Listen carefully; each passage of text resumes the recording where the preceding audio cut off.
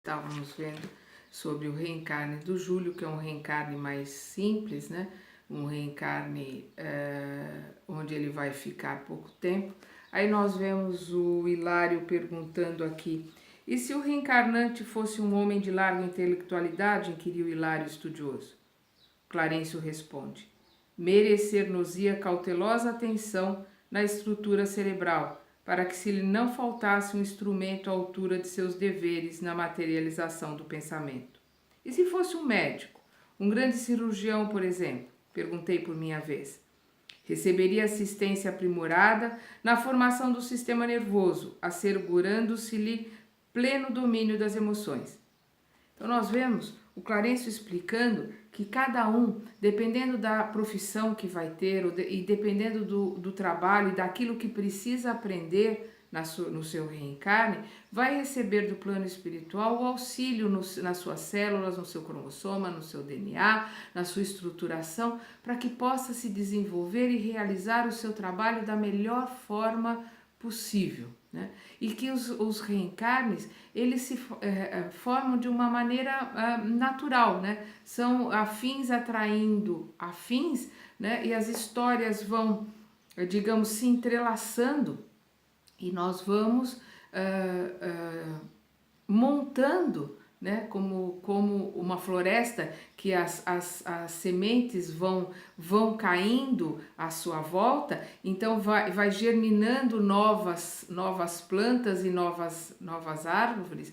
Também no planeta Terra as histórias vão continuando, né? As famílias continuam se entrelaçando e os reencarnes vão acontecendo para que o aprendizado e o crescimento mútuo continue. Vamos ver as palavras do Clarencio aqui. Clarencio falando.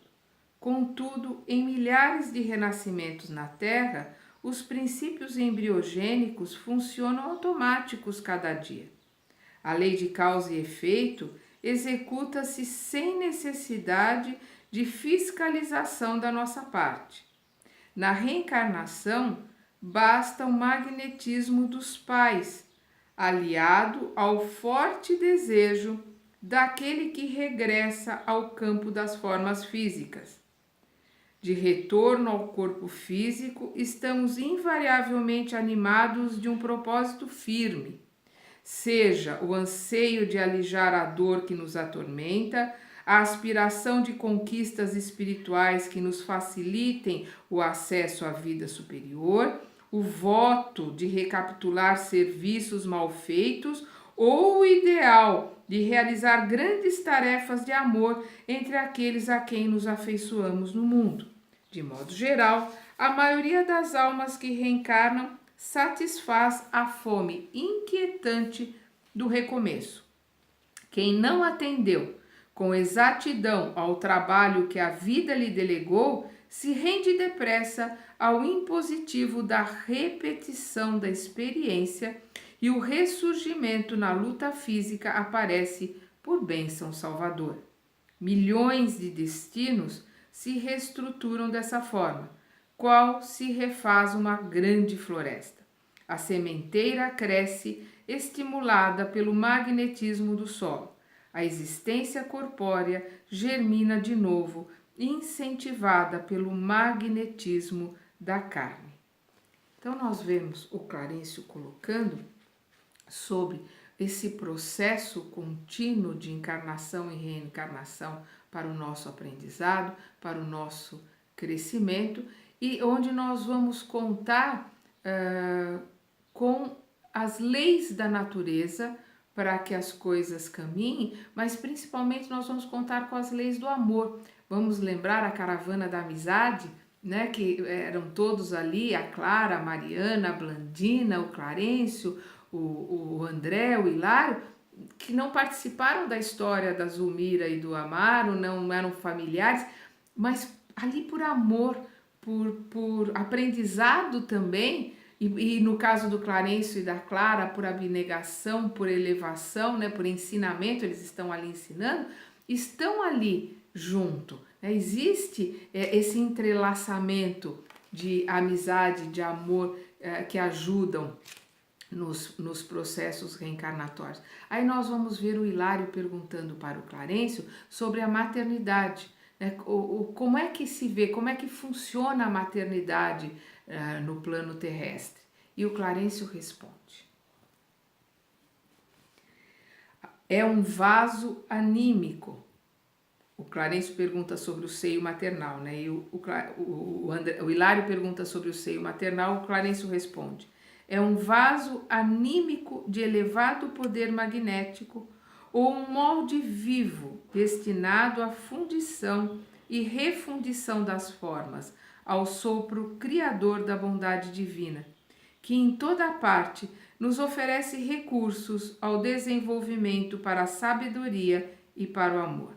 Esse vaso atrai a alma sequiosa de renascimento e que lhe é afim, reproduzindo-lhe o corpo denso no tempo e no espaço, como a terra engole a semente para doar-lhe nova germinação consoante os princípios que encerra.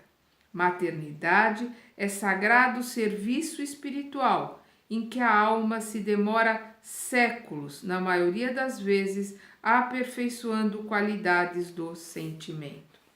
Vejamos aqui o Clarencio colocando que a maternidade às vezes se aperfeiçoa através de séculos e séculos para que desenvolva a capacidade de amar, a capacidade de receber em plenitude, de criar esses laços tão profundos que a maternidade exige.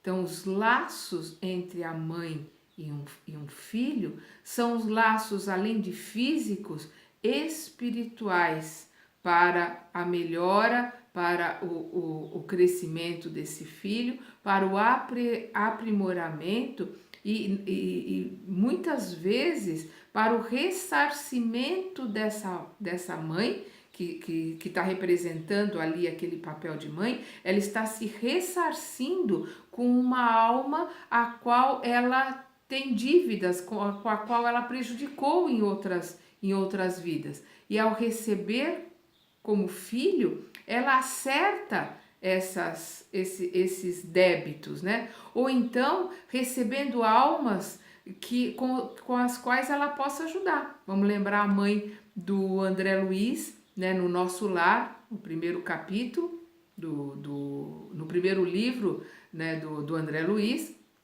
quando ela coloca que ela vai voltar para a Terra única e exclusivamente para ser mãe das duas amantes do ex-marido. Então ela vai voltar para casar de novo com o que foi o pai do André, que estava em regiões inferiores sofridas e nas quais ele ainda seria rebaixado, iria para regiões mais inferiores ainda para tentar ajudá-lo. Ela estava voltando, receberia ele como marido e receberia as duas amantes que o estavam, digamos assim, sugando as energias dele.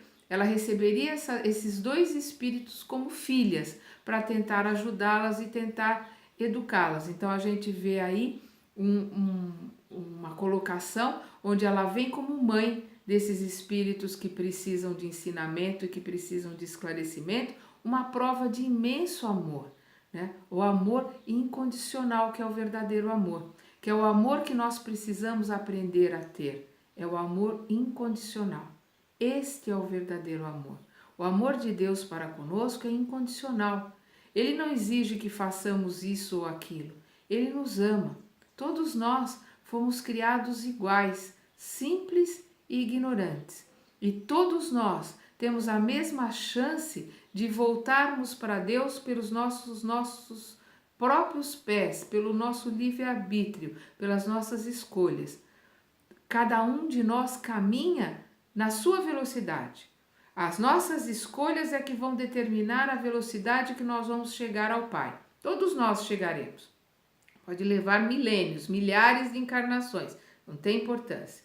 O Pai é misericordioso e paciencioso, vai esperar que a gente volte para Ele pela nossa livre e espontânea vontade. Então, esse caminhar é que nos diferencia.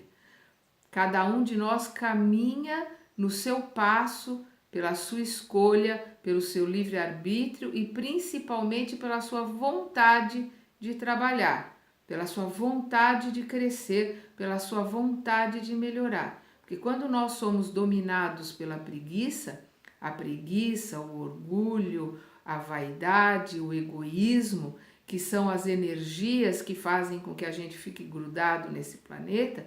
Então, quando a gente deixa a vida caminhar, quando a gente empurra com a barriga, deixa como tá para ver como é que fica, nós estamos diminuindo os nossos passos ou até nos paralisando no tempo e no espaço nessa nossa caminhada para a volta à casa do Pai.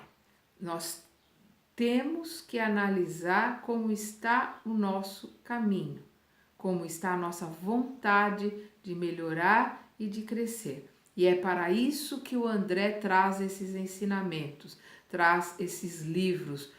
Ele traz tudo isso para nos auxiliar, para que a gente possa entender as nossas responsabilidades, para que nós possamos entender que são as nossas escolhas que fazem com que nós sejamos o que somos hoje. O ser que somos hoje é o fruto da nossa escolha, é o fruto do nosso livre-arbítrio, é o fruto do nosso pensamento e do nosso sentimento. Vamos continuar aprendendo com André Luiz.